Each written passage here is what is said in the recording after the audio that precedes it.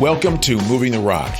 Whether sales is all you do or only part of what you do, the strategies and tactics of success can often feel split between two realities. You can become someone you're not to earn the recognition and praise of people you don't respect, or you can try to figure it out on your own, knowing you'll underperform your potential.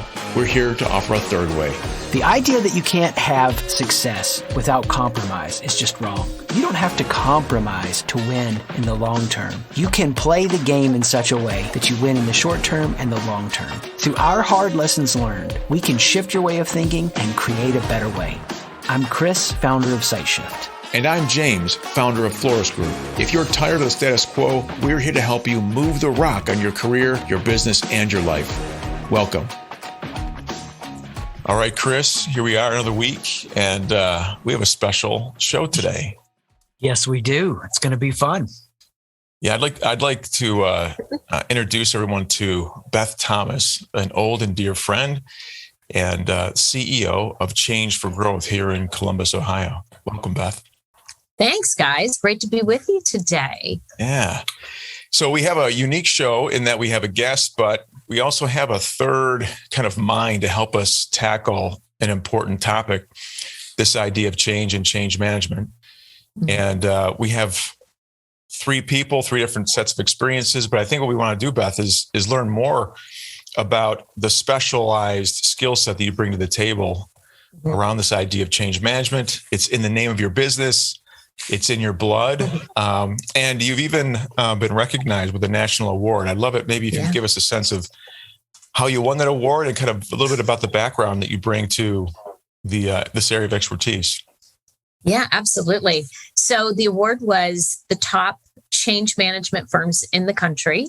And it was the top 10, actually. We were nominated and they, did a great interview process, and we were able to get a document that really previewed some of the extraordinary things that we've been able to do with our clients.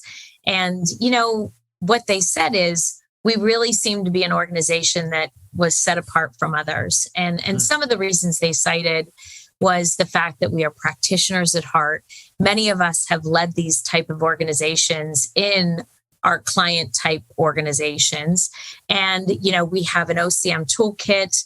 We have a digital transformation platform where all of the tools and templates that we offer are digitized and integrated. So we can do executive dashboards. We can do all kind of surveys and reports. We are all certified in CQ Intelligence, which is an assessment tool on how to help executives lead change.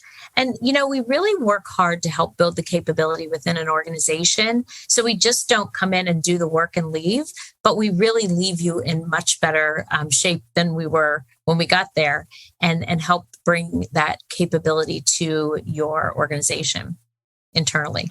That's wild. That's amazing. The first thing I think of, and I know, Chris, you'll have some comments on this as well. When I think of the level of expertise that you bring to the table around change, when we work with organizations, oftentimes we're talking about things that we take for granted because we're practitioners, but that a lot of organizations take for granted, like change. There's this idea of whether you're recruiting, whether you're developing training, whether you're buying software, whatever it is, that they underestimate the impact of change in the organization. And instead of looking at it holistically, a lot of leaders look at it as a point solution or a tactical shift in how they operate, but don't think about the implications. Am I on the right track in terms of understanding what organizational change management does or what it covers? Yeah, absolutely. If you think about, very simply, organizational change management is about helping people get through the transition from the old state to the new state, whether it's people, process, technologies, and, really help them become advocates to where the future is. And what some companies do is they'll spend millions of dollars on software. They'll get an SAP or an Oracle or, a new CRM tool, and they won't really consider the impact that it's going to have on the users. And they're the ones that are going to try to, make this successful and help you achieve your ROI. So I always look at it, we are the ROI to a big change. And having a change strategy is really the difference between success and failure. So it's a holistic view that helps bring together the pieces to make that optimization work for the change.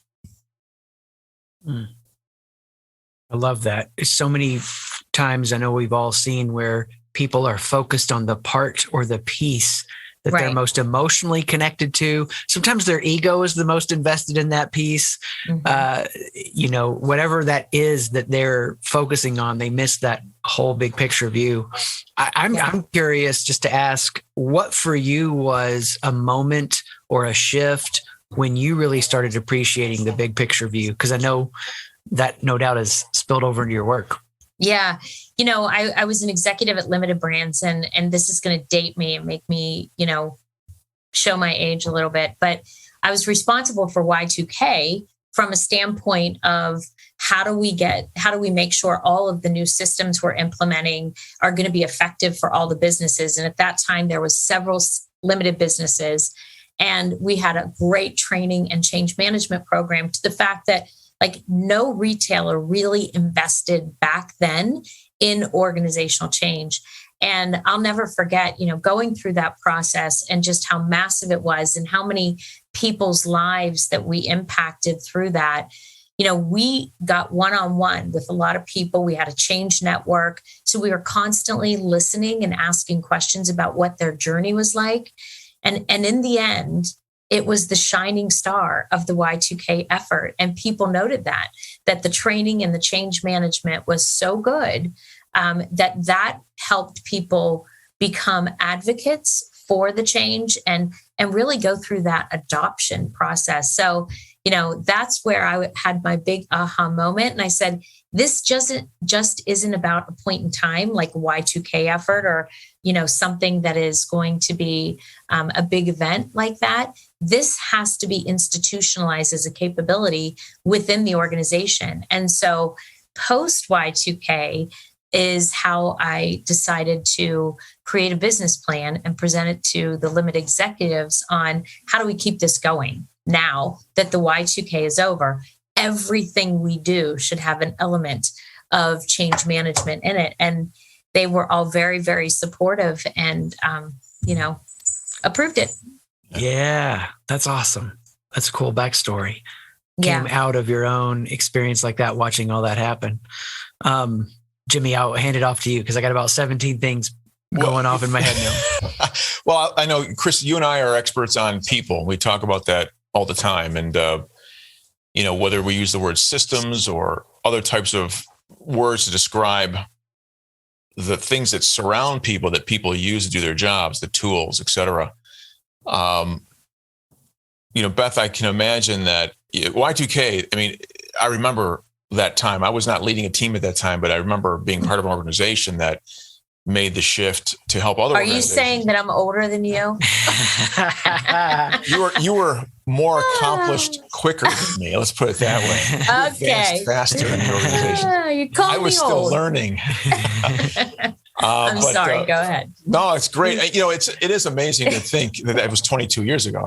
It's just. It is. And every time I talk about it, people, don't see it as an event that they see it as an event so long ago, but it's still so relative. Right. Yeah. Well, so the big thing for me is an organization actually invents change management for their organization. And we know the growth trajectory that Limited had after that. It was just phenomenal. So clearly it had a big impact on the trajectory of the organization. But it was one of those, you could call it a once in a lifetime type of events that said, look, we have to rally the troops and make this happen. Yeah. But to me, change management is pervasive, or should be pervasive, because it has to do with people. And the issue isn't let's install some software. The issue is, how do we get better? How do we improve the way we execute? Right. And we know how people respond to change. Anytime, Chris and I say it all the time, growth is the mastery of change. Well, how do we make our organization resilient and welcoming of change? Because we know the organization is essentially an accumulation of human beings, of people. Yeah. Yeah, absolutely. Yeah, so that is a great point. A couple of years ago, actually, it's probably been 4 or 5 years ago, we helped an organization become change resilient. We have a whole program around that. And the whole reason is change is going to continue to happen. It's like the waves in the ocean, right? And we've been through a tsunami of change in the last 2 years. And so the best organizations out there are looking at change agility as a competency within the organization. So no matter what the change, they are resilient against that change. So while they're going through the change, some of the indicators are how engaged are they through the change, and did the change cause a lot of disruption or disengagement? And, we're really helping people to say, how do you deal with those cards you've been dealt, whether it's a sudden change or whether it's a planned change? We are helping build that competency so you are able to deal with that change productively throughout the process. No, I love that.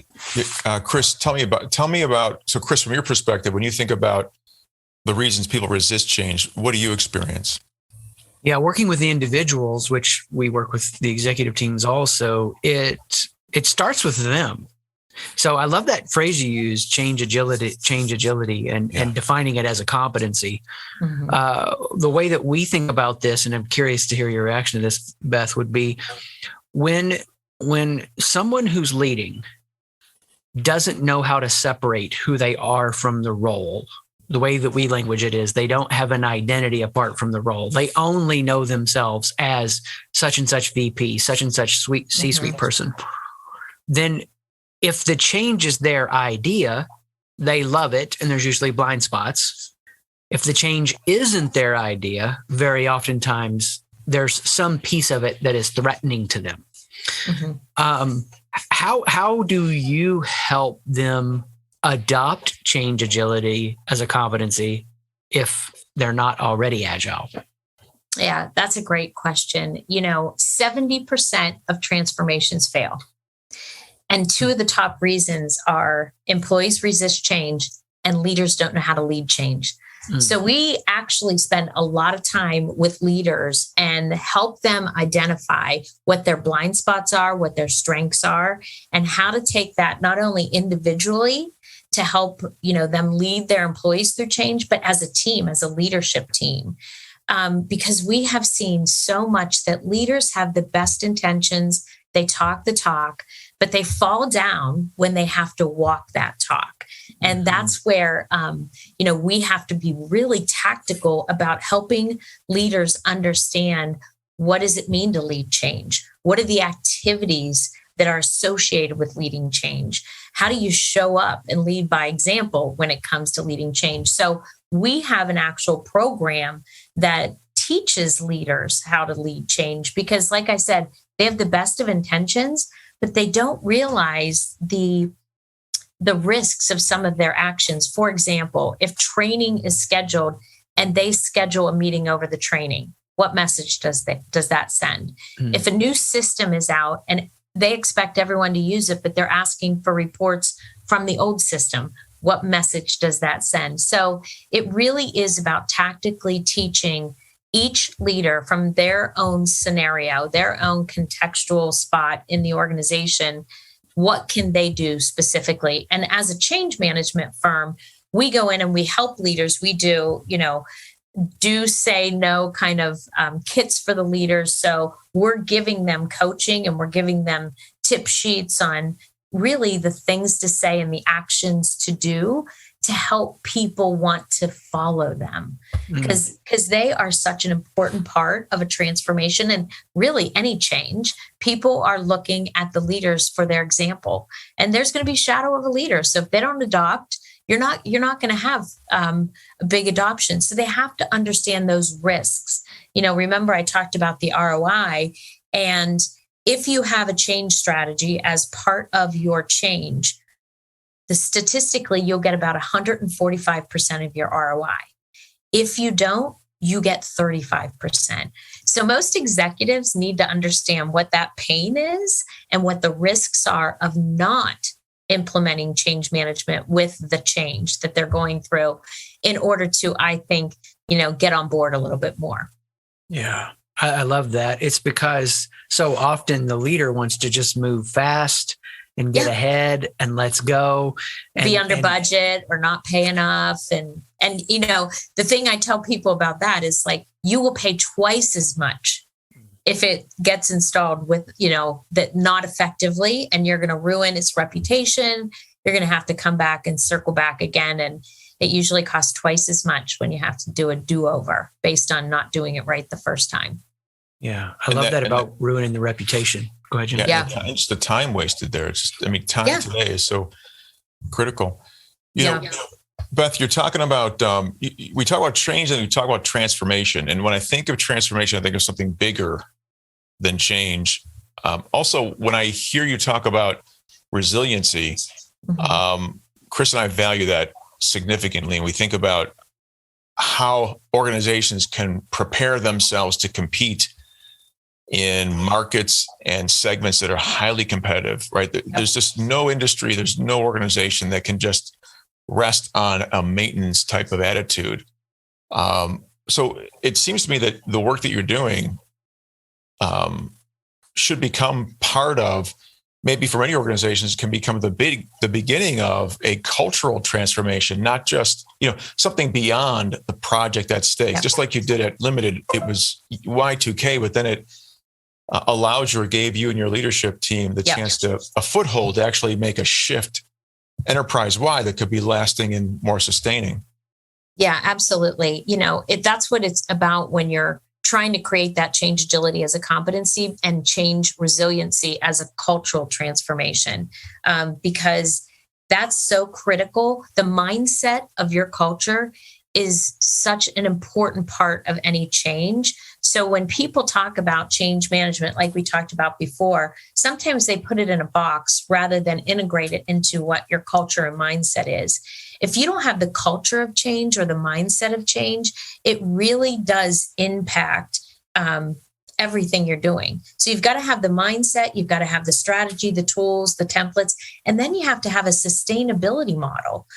How are we going to keep this going? How are we going to build our muscle within the organization? So again, no matter what comes up, a pandemic, a recession, we are able to pivot and be agile, and you will have much less downtime and lack of productivity and disengagement and turnover, because people are skilled and they have that capability to be change resilient.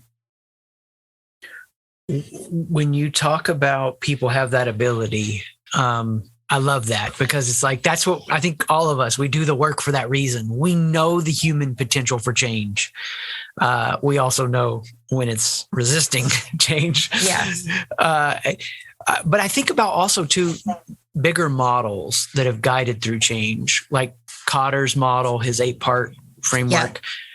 I'm resisting asking like a 4-part question here. So I'll just do 2. And if you forget, no worries, I'll bring it back, because I know when we're passionate, we get into it.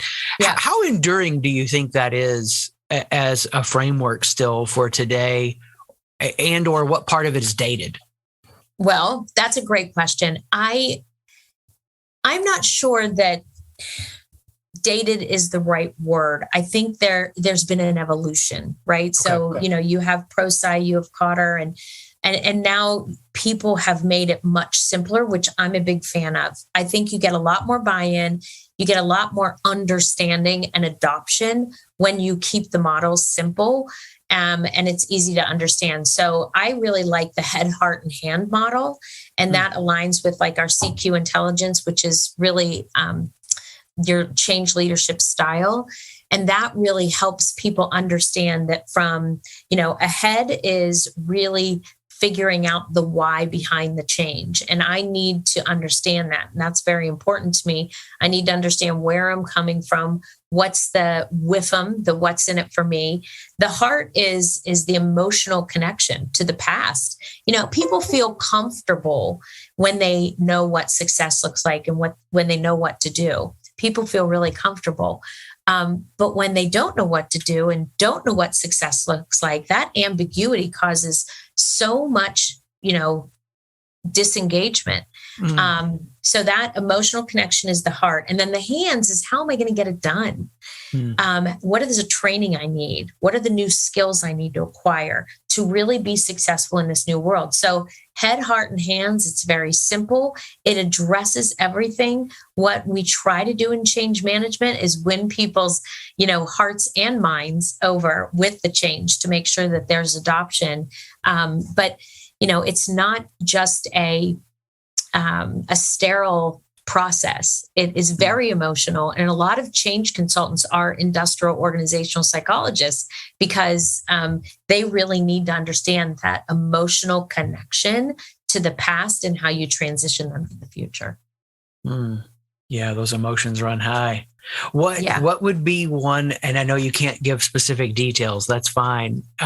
What would be one of the hardest or most difficult changes you've served an organization with facilitating? One of those war stories. Yeah, well, I've got the lesions on my back, from some of the challenges that I've seen in the past. But I would say, large scale system implementations like an ERP are very, very difficult because they touch every part of the organization. They're never resourced enough. People don't want to spend the money and resource. Like I said, they spend $1 million on software, millions of dollars on software, and then hardly any on the people part. So I would say the hardest ones that I've seen are those large scale digital transformations, ERP transformations, that they've never hit the deadlines. The business is disengaged. They're not driving the process. The leaders are checked out, or they're not, leading by example. They don't get anywhere near the results. Employees are frustrated. There's turnover, and I'm not naming any companies, but I could cite a dozen companies where just recently this has happened through the pandemic, and they've quite frankly tried to go with the big four. And the big four comes in with their armies of people and don't have the expertise and the specialization necessarily to help them, and look at sometimes change management is like a gift with purchase. And it's like, no, it's a key part of the implementation. So that is probably one of the ones I see that's most difficult, because people don't understand how it's so far reaching and impacts everyone in the organization. And it's very expensive. Yeah. Yeah. Beth, you and I had the experience or the opportunity to work together on a similar project. Yep. And, one of the things that I still remember and I still try to relate to clients as I speak to them about past experiences and such is, in that situation, we had an organization that decided that there was a strategic requirement for a new enterprise class technology to support revenue generation. Let's just keep it general. And what they did was they went through a very extensive year-long process to select vendors to help them. Yep. But what I think I recognized was the initial assumption flawed the decision at the end, which was all we have to do is find somebody who can implement that the technology. And the tech was just part of it. That was the tool set, but there was no investment in upgrading the skill set or the mindset. And so what ended up happening was all the investment went into, the tool set, and the vendors who the organization trusted to bring in the expertise in the tool set, gave short shrift to change management, whether it's because they didn't have the expertise or because it made their investment too high. They didn't know how to maybe get a return on investment in that. So the mistake was that the organizations went in with the assumption that was very narrow. The partners they trusted only viewed their job as implementing the technology, not delivering the ROI from the investment. Right. And that left a blind spot. Yeah. I wonder if how do you help organizations think about how they expand their vision beyond what everybody else is telling them, right? The experts are telling them, look, you have to worry about change management. Just focus on the tech. Everything else will take care of itself. Yeah, it's so user friendly. It's so easy, and that client actually called us back, right? And they were like, "Whoops, we thought that." I think it was Microsoft CRM. We thought that they included change management, or we're going to have somebody internally work on this. And it's kind of like a sidecar job. And it's like, it never comes to fruition, right? Because it's kind of like, I'll get to that when I have time. No, you need full-time expertise and shepherding of these processes. But yeah, I think that when you have organizations like that, you really have to step back and help educate them on the risks and, again, what it looks like, because this was their second time around, right? So, they don't want to fail a second time, and you have to articulate and educate them on the risks, and then put together kind of, here's what a successful, program looks like. And in the end, we have so many clients that come back to us and say, we should have listened to you because it would have been much less expensive at doing it right the first time. Right. Right. That's it's so powerful when you think about like sales leaders listening to this and CRM and how they get ambitious and visionary and we're going to advance this thing. We can do it. And they totally forget. For those that are listening, you used a verb there, shepherding. Really, really powerful. It's so relational.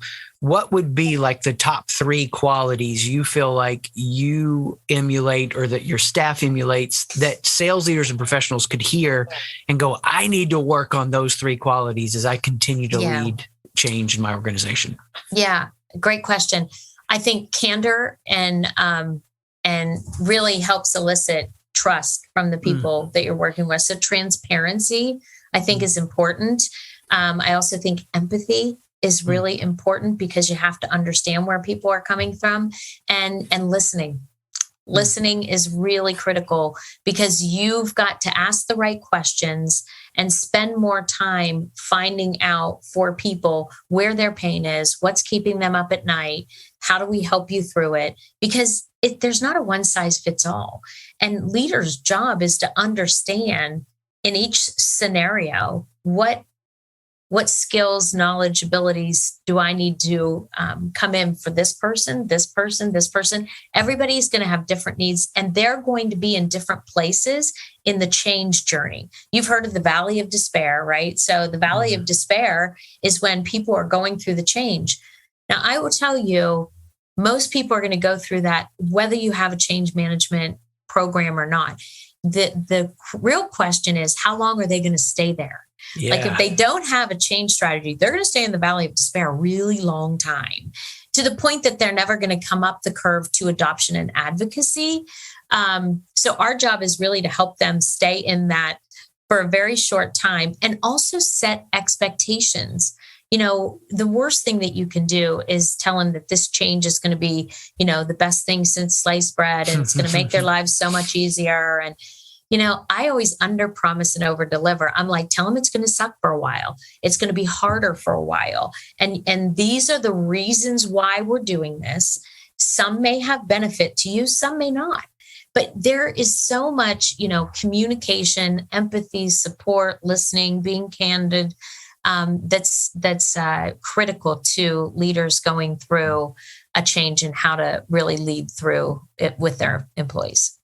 Oh, that's so good. Yeah. So good. No, I like it. And Chris, you asked a great question because it's this focus on listening, Beth, that I want to dive into.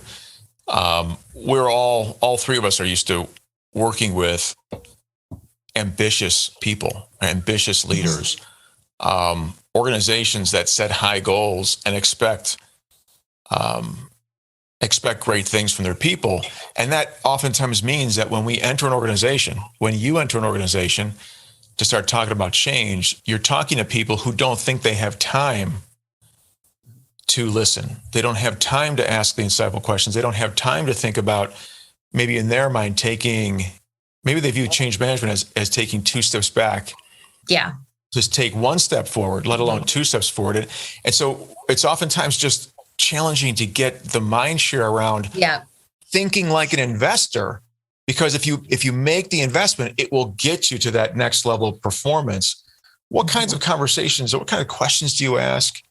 What kinds of questions maybe can you give our listeners to maybe ask of their leadership when they're faced with the challenge that's like they know what they should be doing, but they're not getting the buy-in because people are so focused on their short-term goals? Yeah. And I think you mentioned a couple of things that I think are really important is the fact that this is not something that should be looked about as an extra effort, right? This should be something they should be doing every single day. Every single day, they're leading people to grow. They're leading their business to succeed. Every single day, they have to look at their leadership skills and say, how does the leading change kind of come into play in a normal day in and day out scenario? So we have to help them understand that this is part of their role, that we want to not do it as an add-on, but do it as, a benefit to what they're doing every day. So we try to bring examples of words they should use, actions, and even taking things that they typically do and incorporating change into that. So if they have a town hall meeting, if they have a department meeting, this isn't a separate change management meeting. This is, how do we institute change within their department meetings? But the leaders really need to understand what success looks like for them as well. And they've got to ask the questions to the employees. What do you need from me during this time? Some people are like, I need to be left alone. I'm a learner. I like to learn by myself. Some people really want to touch base with them on a weekly basis. So they've got to understand how to ask the right questions to the people that they're leading on what they need from them, if that makes sense. It does. Yeah, it's good. Yeah, I think it sounds like the biggest challenge, or the biggest challenge to making this happen is this short-term idea, right? Change management is somehow attached to these transactions that we get involved in, right, to improve our business. Whereas change management should be the underlying foundational skill set. Yeah. And then all the change that we anticipate, or that we should be anticipating, that's going to happen to our company over time. Yeah. Those are the things that we're just prepared to make happen. Yeah. I mean, it goes back to becoming change resilient organization and leader, right? I mean, it's that change agility. I'm sure that many leaders through the pandemic had to exercise a lot of muscles they never had to use. And there was no playbook. So they really had to dig deep. And so this is a competency that we really work hard, because leaders not leading change effectively is one of the biggest reasons transformations and change efforts fail. We really spend a lot of time focusing on building up their own capability individually and as a leadership team. And this is all the stuff that we kind of go over and teach them on how to bring that into their day-to-day, not just for this event. It's more of a process, and it's lifelong. Do you have any kind of typologies or caricatures that you have built out for how people react to change to help executive leadership just efficiently, not reduce people down, but figure out here's what they need? Yeah, that's a great question. We have a lot of things around the head, heart, and hand model. If you see this, here's what you should do. And we also have, that's from the model. And then we also have created, like you said, personas, if you will, and talking about if Debbie Downer or negative Nancy, or, you're starting to see these people come out, it's what do you do to get them through the valley of despair? Because like I said, there's no one size fits all. You have to deal with people differently. And we also talk about the psychology behind it. Why might they be feeling that way? And then how do you get them to the other side? Yeah, that's awesome. I want to run this by you and just see what you think of it, the legitimacy of it. Because for me, what you're talking about, the valley of despair, I always say we can crawl through the valley or run through it. I want to run through. Yeah. It was research done on Myers-Briggs, which I know the typology as a whole doesn't have a lot of academic standing. It just has popular usage. But it found that there were 4 reactions to change based around Myers-Briggs. There's a visionary, a guardian, a relational person, and an activist. So the visionary got the idea, they want to change. The guardian is trying to honor and protect the past that they're threatened by it. The action just want to take action, and the relational just want us all to go together. Yeah. And the mistake often made is the visionary fires up the action-oriented people. Yeah. The guardians resist, and the relational are brokenhearted. I wanted to share that just to get your take as an expert in the field on how that sounds. Does it sound legitimate? Is it too high level? No, I think it does sound legitimate, but also this is exactly what our CQ does. CQ is like EQ, right? It's emotional intelligence, and this is change intelligence, and it's your change leadership style. It has 7 styles of a change leader, and it's visionary, it's adapter, it's flexibility, it's a champion, it's a coach, it's a driver. So these are all an adapter. So those are all the 7 styles of change. And we give them an assessment, and it comes out kind of like your Myers-Briggs. It comes out like you are a change champion. So that means you have equal leading styles from your heart and your head. And then the one that's a driver may be hard, high in the hands section. So it really shows what your leadership style is. And the easiest way to explain it is, like Strengths Finders from, Gallup. And, you sit there and you think about what are my natural tendencies as a leader when I'm leading change. And so it shows your strengths, your blind spots. And it's really cool because as you go through the change, you can surround yourself with people who might help identify your blind spots and help you, make them a strength. So I think it does have absolute legitimacy, and it's like this has evolved as well. CQ is probably just a little bit more evolved, but still very valid. And I think it's true. You're always going to have different styles in your leadership team. What you have to crack is understanding as an individual where you need to change, but also where do you need to lean in and help each other on the leadership team, and maybe even hold each other accountable.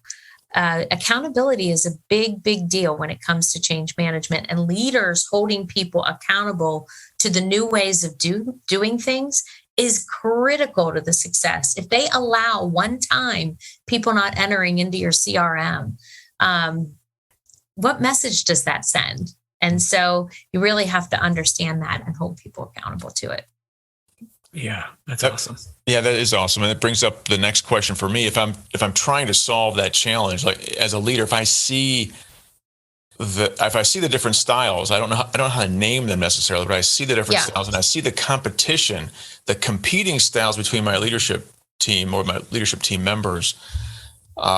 It would seem to me that the first most important thing you could do for us is help us all understand it, but then I'll help us all understand how to fill those gaps. So identifying the blind spots is great, but now how do I change my behavior so I can actually work with everyone on the team to make this an efficient, effective endeavor? Do you offer insight and training and development around just that personal leadership skill? Yeah, I mean, that's all through the CQ kind of assessment and workshop. We look at the strengths, the blind spots, and then we also have what's called an accountability partner. So it's people that know your style, know your strengths, know your blind spots, but in the day-to-day situation, they're able to hold you accountable to strengthening those blind spots. And they're kind of like your personal board of directors, if you will. And so they're the ones that are saying, hey, in that meeting, I saw you roll your eyes, and if you're not showing any interest in this, and if you're not showing that this is important or you're not talking about it, your people aren't going to think it's important. So, it's really just holding you accountable to your own development and growth in that area. Wow. That just sounds like a healthy environment anyway. So is that something that you champion inside the organization as you begin your change management initiative? Yeah, we always want to put the leadership team through this CQ assessment and also the workshop. And Dr. Barbara Trottenlein is the creator of it, and we've been her partner for several years now. So it's really proven to be very, very successful. I was actually doing one in Texas not too long ago. It was with a company who we helped implement Workday implementation, and it went so well. We're actually doing a white paper on just the partnership that we had and the benefits that change management had in that implementation. But the CEO loved it so much, he asked us to get him another code to take the assessment for his wife, which I thought that was great. That is one of the questions I've resisted asking. And maybe this is a good time to ask it now. But yeah, do you think being good at change at home or in your personal life is an indicator of being good at change at work? That is a really great question. I would say absolutely. I think it's kind of change agility is, I think, a characteristic as much as it's a competency. Mm-hmm. And I think that I wrote the book Powered by Happy, and the entire book is really messaged around how you deal with the cards you've been dealt. Mm-hmm. And if you think about it, that's really change agility as well. And I really think that people are born with a good part of that. But I think that it can also be strengthened and developed, especially depending on what position you're in as you grow in your professional career. Obviously, being a change agent is different than being a change leader. Mm-hmm. And, that you can grow in different ways around it. Yeah. What is that difference in just a summary way of expressing it? Yeah. So change agent, you are really, the change is happening to you, but you are also the one that's advocating to your peers, your colleagues, and you're the change champion. The change leader is the one setting the direction, holding people accountable. They're in the more leadership role in helping people through that journey. Awesome. One more question, if I can. Yeah. The world obviously is going through so much change. Mm-hmm. You see the struggle people are having at work because so much change is happening in their personal lives also more than ever. If you could give an encouraging message with all of your knowledge of change to people right now, what would that be? How would you encourage them to cope and cope well with all that's happening? Yeah. I think there's so many silver linings that we have had through COVID and through the challenges that we've gone through, and frankly, the challenges that are probably yet to come. I know when I started out in the pandemic, the first thing that I said to my team is, I want to deal with everyone with as much care and compassion as we can. So I think having that kindness element and helping others be successful is just so encouraging. And I think you give what you get. So the more you give, I think the more you're going to get back. So definitely encourage that. Awesome. Great topic, great conversation, Beth. Just incredible number of jewels here. I think the thing that we try for here on the show is enhancing and developing our awareness as leaders. And you've just hit on so many really pivotal, important topics. We'd love to continue the conversation, I think, on another show. But for now, we're going to have to wrap.